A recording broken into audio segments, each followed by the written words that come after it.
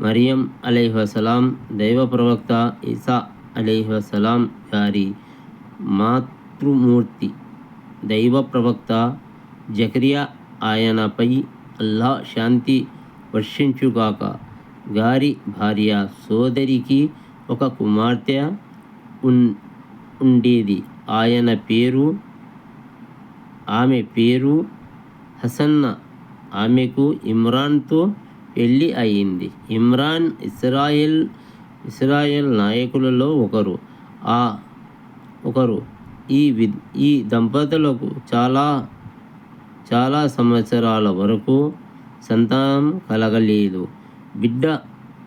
బిడ్డ ఎత్తుకున్న తల్లిని చూసినప్పుడల్లా పిల్లల కోసం ఆమె హృదయం పరితమించేది. ఇలా చాలా సంవత్సరాలు గడిచిపోయాయి.